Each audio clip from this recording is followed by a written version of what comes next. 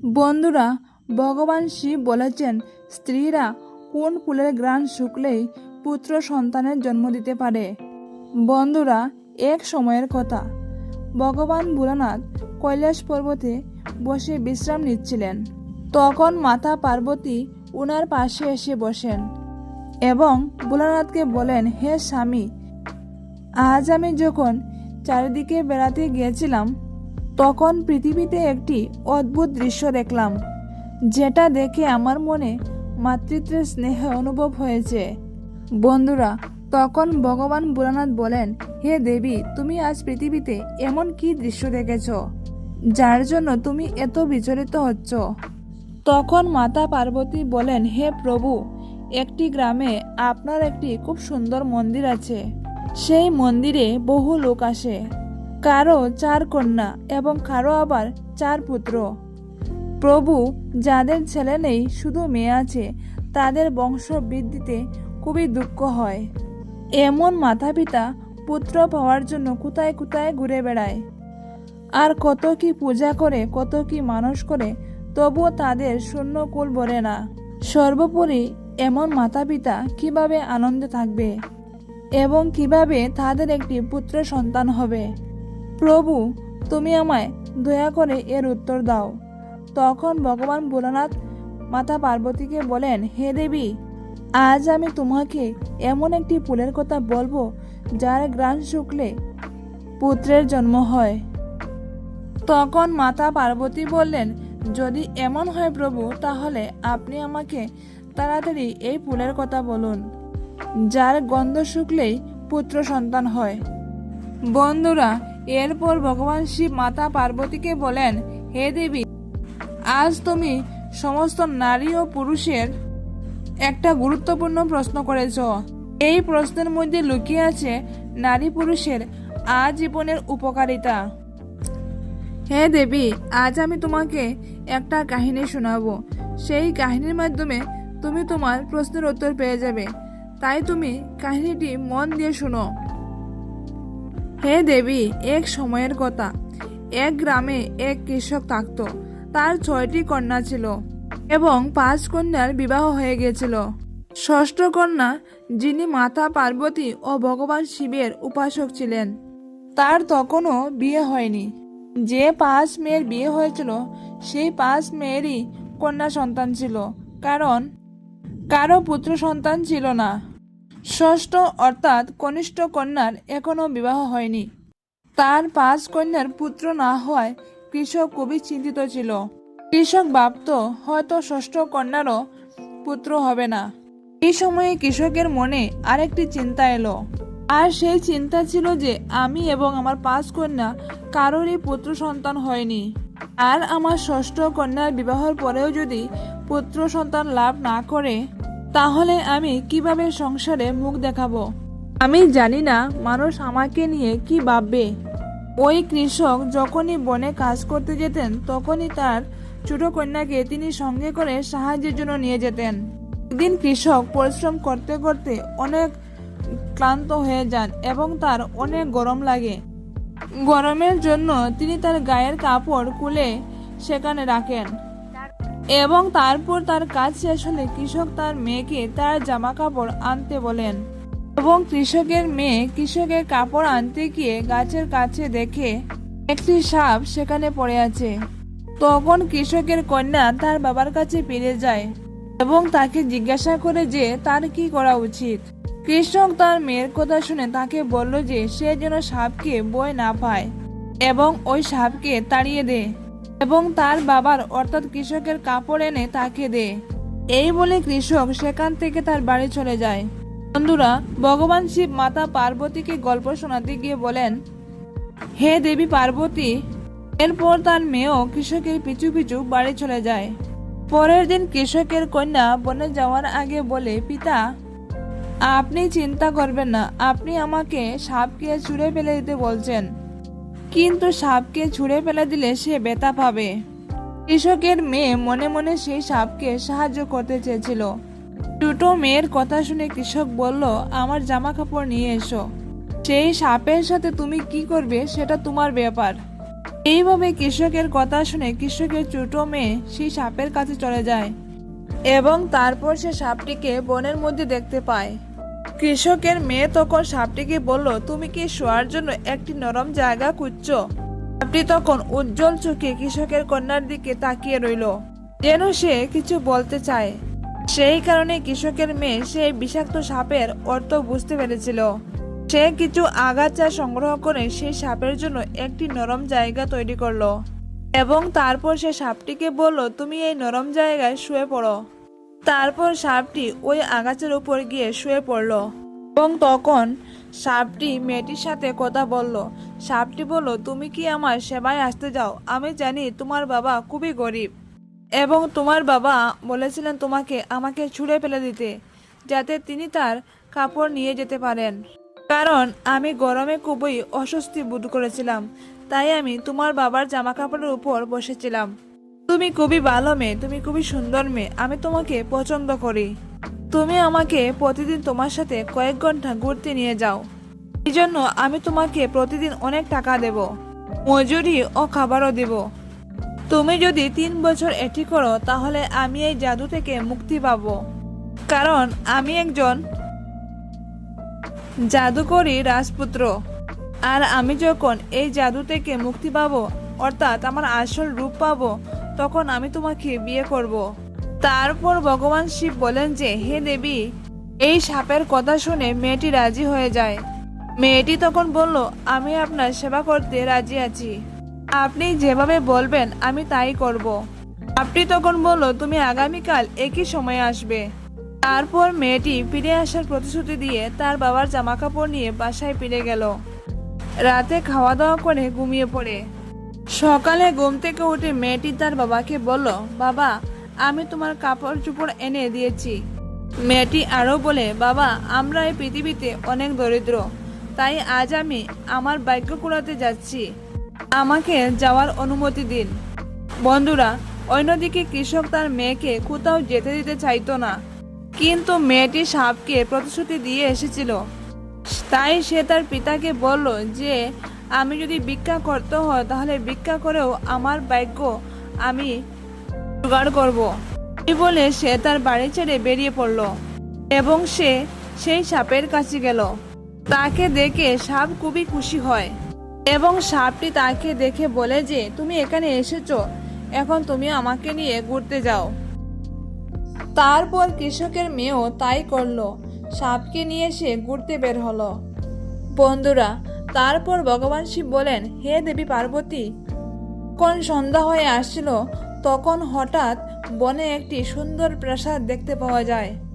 সেই প্রাসাদে একটি বড় কক্ষ ছিল, যেখানে খাবার ও পানীয় দিয়ে সুন্দর একটি বড় টেবিল সজ্জিত ছিল, যা মেয়েটি তার সারা জীবনেও দেখেনি।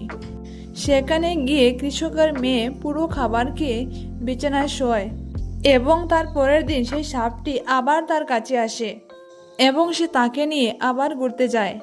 আর সন্ধ্যা হলে ওই প্রাসাদে চলে আসে, যেখানে তার জন্য সুন্দর ব্যবস্থা ছিল।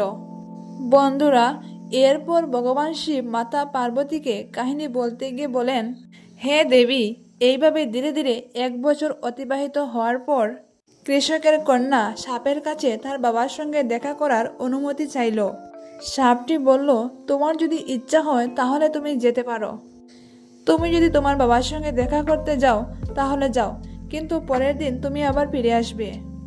তারপর এই শর্তে ওই কৃষকের কন্যা রাজি হয়ে যায়। তারপর কৃষকের কন্যা তার বাবা এবং তার বোনেদের জন্য সোনা এবং অন্যান্য অনেক প্রয়োজনীয় জিনিস নিয়ে তার বাড়িতে যায়। সে যখন তার ধন নিয়ে তার বাবার কাছে পৌঁছায়, তখন তার বাবা এবং তার বোনেরা জানতে চেয়েছিল যে তিনি এই সমস্ত জিনিস কোথায় থেকে পেয়েছেন এবং তার মালিককে, কিন্তু মেয়েটি তাদের কিছুই জানায়নি, কারণ ওই সাপ তাকে এইসব কিছু বলতে মানা করে দিয়েছিল। এমনকি কৃষক ও তার মেয়েরা মিলে ওই ছোট মেয়েকে অনেক মারধরও করলো এবং অনেক কথাও শোনালো। তারপরেও ওই মেয়েটি ওই সাপের ব্যাপারে কিছুই বলে না। তারপরের দিন কৃষকের কন্যা আবার সেই সাপের কাছে ফিরে যায়। এইভাবে করতে করতে আবার দ্বিতীয় বর্ষের শেষে সে আবার তার বাপের সাথে এবং তার বোনেদের সাথে দেখা করতে যায়। এবং এইভাবে আবার তৃতীয় বছরের শেষে যখন কৃষকের কন্যা সাপকে ছেড়ে কৃষকের কন্যা আবার যখন তার বাবা এবং বোনেদের সাথে দেখা করার জন্য আগ্রহ প্রকাশ করেছিল, তখন সাপ তাকে বলেছিল, তুমি এক্ষুনি গিয়ে এক্ষুনি ফিরে আসবে, আগামীকাল পর্যন্ত অপেক্ষা করলে হবে না। এবং এইভাবে মেয়েটি আসার প্রতিশ্রুতি দিয়ে সাপকে রেখে তার বাড়িতে যায়। এবং অন্যদিকে মেয়েটি যখন তার বাবার কাছে পৌঁছায়, তখন তার বাবা এবং তার বোনেরা জোর করে তাকে আটকে রাখে। তারা শুধু জানতে চায় যে মেয়েটি তার সাথে যে সোনাদানা নিয়ে আসে সেটার আসল মালিককে, সে সোনা কোথা থেকে পায়, সে কার কাছে কাজ করে। মেয়েটি তার বাবা এবং বোনেদের কিছুই বলে না। কৃষক তাকে বাড়ির বাইরে যেতে দিতে অস্বীকার করে। কৃষকের মেয়ে তখন কোনো রকম উপায় বের করে সেখান থেকে পালিয়ে যায়। কিন্তু যখন সে জঙ্গলে ফিরে যায় ততক্ষণে অনেক দেরি হয়ে গেছে। সাপটি আর সেখানে ছিল না। বন্ধুরা, তখন মেয়েটি সাপটিকে জঙ্গলে অনেক খুঁজতে থাকে, কিন্তু সে সাপটিকে আর কোথাও খুঁজে পায় না এবং সেই প্রাসাদটিও সেখান থেকে উধাও হয়ে গিয়েছিল। অর্থাৎ কৃষকের কন্যা যখন তার বাপের বাড়িতে ছিল তখন 3 বছর পূর্ণ হয়ে যায় এবং ওই জাদুকরী রাজকুমারের জাদু শেষ হয়ে যায় এবং সে সাপ থেকে আবার রাজার রূপে ফিরে আসে আর সে তার রাজ্যে ফিরে যায়। অন্যদিকে মেয়েটি জঙ্গলে খুঁজতে খুঁজতে অনেক চিন্তিত হয়ে পড়ে আর মনে মনে ভাবতে লাগলো যে হয়তো আমার পিতা এবং আমার বোনেরা যদি আমাকে আটকাতো না তাহলে আজ আমি সাপের সাথে থাকতে পারতাম। তারপর মেয়েটি সেই সাপটিকে সারা পৃথিবীতে খোঁজার সিদ্ধান্ত নেয় এবং অনুসন্ধান করতে শুরু করে। সে খুঁজতে খুঁজতে তখন জঙ্গলে একটা কুঁড়ে ঘরে গিয়ে পৌঁছায়। সেখানে একজন বৃদ্ধ মহিলা থাকতেন। তারপর মেয়েটি সেই বৃদ্ধ মহিলার কাছে রাতের জন্য আশ্রয় চাইল এবং পুরো ঘটনাটি বৃদ্ধা মহিলাকে বলল। বৃদ্ধা মহিলা তাকে বন্ধুত্বপূর্ণভাবে স্বাগত জানালেন এবং তার পরের দিন বৃদ্ধা মহিলা তাকে 3টি আপেল দিলেন এবং তাকে বললেন যে প্রথম আপেলে একটি সোনার তরল আছে, দ্বিতীয় আপেলে একটি সোনার সুতো আছে এবং তৃতীয় আপেলে একটি সোনার চরকা আছে। এবং তিনি বললেন এগুলির সাহায্যে তুমি সেই রাজার কাছে পৌঁছাতে পারবে। কৃষকের মেয়ে তখন ওই বৃদ্ধা মহিলাকে ধন্যবাদ জানিয়ে সেখান থেকে চলে যায়। এইভাবে সে 3টি আপেল নিয়ে চলতে থাকে। চলতে চলতে অনেক দিন পার হয়ে যায় এবং সে একটি পাহাড়ে গিয়ে পৌঁছায়। সে জানতো না সে এই পাহাড়টি কিভাবে পার করবে। পাহাড়টি খুবই পিচ্ছিল ছিল এবং সে সবসময় নিচের দিকে পিছলে যাচ্ছিল। কিছু দূরে সে একটি কামারখানা দেখতে পায় এবং সে এই কামারের কাছে যায় এবং সে তার হাত এবং হাঁটুতে গুড়ার নাল ভরে সে পাহাড়ে উঠে।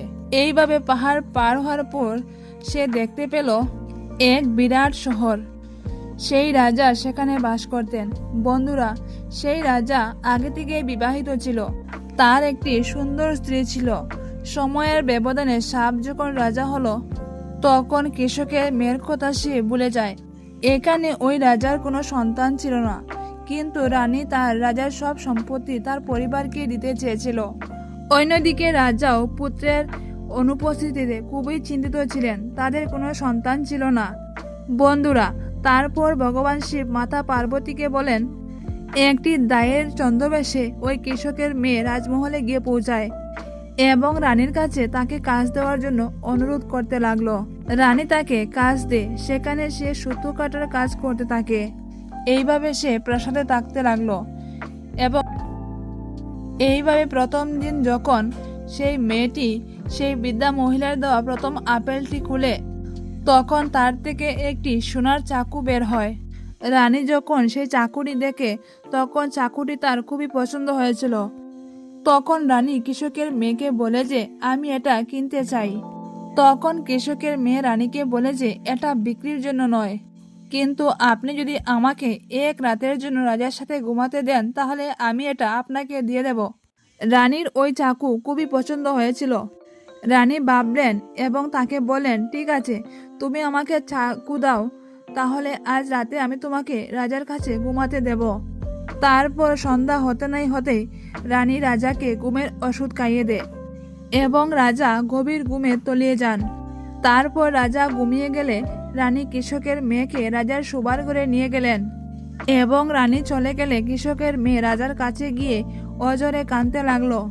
সে রাজাকে বলতে লাগলো, আপনি বিশ্বাসঘাতকতা করেছেন, আপনি প্রতারণা করেছেন। আমি 3 বছর ধরে আপনার সেবা করেছি। আপনার জন্য আমি আমার বাবাকে ছেড়েছি এবং আমার বাবা এবং বোনদের কাছ থেকে অনেক মারধর খেয়েছি এবং অনেক কথাও শুনেছি। আর আপনি আমাকে বিয়ে করার প্রতিশ্রুতি দিয়ে সব ভুলে গেছেন। এখানে আপনি আপনার স্ত্রীকে নিয়ে সুখে জীবন কাটাচ্ছেন। আমার জন্য একটু অপেক্ষা করেননি। রাজা তখন ঘুমিয়েছিলেন, কারণ রানী তাকে ঘুমের ওষুধ খাইয়েছিলেন যাতে তিনি কৃষকের মেয়ের কথা শুনতে না পান। কৃষকের মেয়ে এইভাবে কাঁদতে কাঁদতে তার দুঃখ বলতে থাকে, কিন্তু রাজা ঘুমিয়েছিলেন, তার কোনো কথার উত্তর দিলেন না। কৃষকের মেয়ে ভাবতে থাকে যে রাজা আমার কথা শুনছেন কিন্তু উত্তর দিচ্ছেন না, এবং এইভাবে রাজার সাথে কথা বলতে বলতে সকাল হয়ে যায়। তারপর রানী এসে কৃষকের মেয়েকে রাজার শোবার ঘর থেকে বের করে নিয়ে যায়। রাজা এমন গভীর ঘুমে মগ্ন ছিলেন যে তিনি কিছুই বুঝতে পারলেন না। বন্ধুরা, এরপর ভগবান শিব মাতা পার্বতীকে বললেন, হে দেবী পার্বতী, এইভাবে কৃষকের কন্যা দুঃখের সাথে আরেকটি আপেল নেন এবং সেটা ভেঙে ফেললেন এবং তার থেকে সোনার সুতো বের হলো। তারপর রানী যখন সেই সুতো দেখলো তখন ওনার সেটাও খুবই পছন্দ হলো এবং রানী সেই সুতোটা আবার সেই কৃষকের মেয়ের কাছ থেকে কিনতে চাইলেন, কিন্তু কৃষকের মেয়ে সেটা বিক্রি করতে চাইল না। সে বলল, যদি সে আবার সন্ধ্যার সময় রাজার সাথে দেখা করার সুযোগ করে দেন তাহলে তিনি রানীর কাছে সেই সুতোটা বিক্রি করবেন। রানী তখনও প্রতিশ্রুতি দিল এবং প্রথম রাতের মতোই সব কিছু ঘটল। সে রাজাকে ঘুমের ওষুধ খাইয়ে দিয়েছিল। রাজা গভীর ঘুমে আচ্ছন্ন ছিল এবং সেদিনও কৃষকের মেয়ে রাজার কাছে অনেক অনুরোধ বিনোধ করেছিল, কিন্তু রাজা কিছুই শুনতে পান না।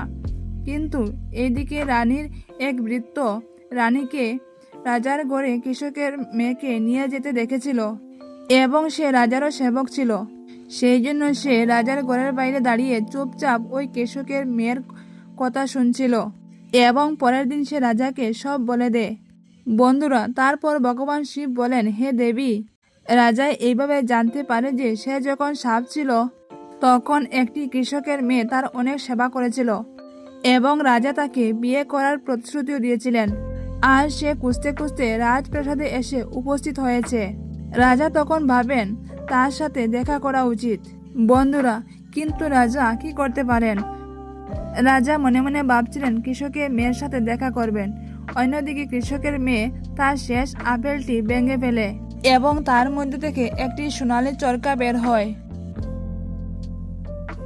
রানী আবারও বলে, যদি কৃষকের মেয়ে তাকে এই সোনার চরকা দেয় তাহলে সে কৃষকের মেয়েকে রাজার সাথে আবারও এক রাত ঘুমাতে দেবে। কৃষকের মেয়ে রাজি হয় এবং সেই সন্ধ্যায় রানী আবার কৃষকের মেয়েকে রাজার ঘরে নিয়ে যায়। কিন্তু এর আগে রানী রাজাকে ঘুমের ওষুধ দিয়েছিল, কিন্তু রাজা সজাগ হয়ে যান। তিনি সেই ওষুধ খান না, কারণ তিনি তার সেবকের মাধ্যমে আগে থেকেই জেনে গিয়েছিলেন। তিনি শুধু ওষুধ খাওয়ার বান করেছিলেন আর তিনি গোপনে ওষুধটি ফেলে দিয়েছিলেন। তারপর শুয়ে পড়েন এবং ঘুমের বান করেন। রাজা ঘুমিয়ে পড়লে রানী কৃষকের মেয়েকে ওই ঘরে নিয়ে আসেন। মেয়েটি বিষণ্ণ হয়ে আবারও সেই রাজার শয্যার কাছে গিয়ে কাঁদতে লাগলো এবং তার মনের সব দুঃখের কথা বলতে লাগলো এবং সে বলল, এখন আমি বুঝতে পেরেছি যে পৃথিবীতে কৃতজ্ঞতা বলে কিছু হয় না। আরও বলল যে আমি 3 বছর ধরে আপনার সেবা করেছি, আপনার জন্য কত না যন্ত্রণা সহ্য করেছি, নিজের বাবা এবং বোনেদের ছেড়েছি। আপনি এই সমস্ত ভুলে গিয়ে রানীর সাথে সুখে জীবনযাপন করছেন। এখন আমার কি হবে? বন্ধুরা, তখন ভগবান শিব বলেন, হে দেবী, রাজা এবার চুপচাপ সব শুনলেন কিন্তু ঘুমের ভান করলেন। রাজা মনে মনে ভাবলেন, আমার রানী যাকে আমি খুব ভালোবাসি, সে আমার সম্পত্তি তার মাতা পিতাকে দিতে চায়। সে আমাকে সম্মান করে না। আর এক দরিদ্র কৃষকের মেয়ে, সে আমার খুঁজে এখানে এসেছে এবং যখন আমি নাক ছিলাম সে আমার অনেক সেবা করেছে। এই ভেবে রাজা পরের দিন একটি বড় উৎসবের আয়োজন করেন। এবং ওই কৃষকের মেয়েকে তার ডান পাশে আসতে বলেন এবং তারপর দরবারে সবার সামনে কৃষকের মেয়েকে তিনি বিবাহ করেন। রাজা একটি ভোজের আয়োজন করলেন। বিবাহের পর প্রথম রাতে সে লক্ষ্মীর পূজা করেছিল এবং মনে মনে সে পুত্র লাভের আশা করে ঘুমিয়েছিল। সেই রাত্রে লক্ষ্মী দেবী স্বপ্নে এসে তাকে বললেন, চিন্তা করো না, আজ আমি তোমাকে এমন একটি ফুলের কথা বলবো, এটা যে কোনো নারী ঋতুস্রাব শেষ হওয়ার পর যদি এই ফুলের গন্ধ গ্রহণ করে এবং সঙ্গম করে এবং গর্ভধারণ করে তাহলে অবশ্যই তার একটি পুত্র সন্তান হয়। মা লক্ষ্মী কৃষকের কন্যাকে আরও বললেন যে সন্ধ্যায় সূর্য অস্তের সময় ঘরের উত্তর পশ্চিম কোণে লাল গোলাপ এবং সাদা গোলাপের ডগা, যার উপর একটি সুন্দর পরিষ্কার তালা দিয়ে ঢেকে রাখতে হবে এবং পরের দিন সকালে সূর্যোদয়ের সময় এটি সরিয়ে ফেলতে হবে এবং লাল গোলাপের গন্ধ গ্রহণ করে স্বামীর সাথে সম্পর্ক স্থাপন করতে হবে, তাহলে তার পুত্র সন্তানের জন্ম হবে। আর যদি সাদা ফুলের ঘ্রাণ নেওয়া হয় তাহলে একটি কন্যা সন্তান হবে। বন্ধুরা, তখন ভগবান শিব বলেন, হে দেবী পার্বতী, তুমি তোমার ভক্তকে বলতে পারেন পুত্র সন্তান চাইতে হলে তাকে লাল গোলাপের ঘ্রাণ গ্রহণ করতে হবে। আর মনে রাখতে হবে যে কেউ যেন ভুলেই উভয় ফুলের গন্ধ না শুকে। বন্ধুরা, তারপর কৃষকের কন্যা রাজাকে তার স্বপ্নের ব্যাপারে বলে। তারপর রাজা বাগানে সুন্দর দুটি গোলাপ গাছ রোপণ করেন, একটি সাদা এবং একটি লাল। তারপর সেই গাছে ফুল ফুটলে রাজা একটি সাদা এবং একটি লাল গোলাপ নিয়ে একটি তালা দিয়ে ঘরের উত্তর পশ্চিম কোণে ডেকে দেয় এবং সকালে রানী অর্থাৎ কৃষকের কন্যা তার ঋতুস্রাব শেষ হলে পরিষ্কার হয়ে লাল গোলাপের গন্ধ নেয় এবং রাজার সাথে সম্পর্ক স্থাপন করে, যার ফলে রানী গর্ভবতী হন এবং সময় অতিবাহিত হলে রানী একটি পুত্র সন্তানের জন্ম দেন। রাজা তখন আনন্দে ঢোল বাজিয়ে সারা রাজ্যে মিষ্টি বিতরণ করেন।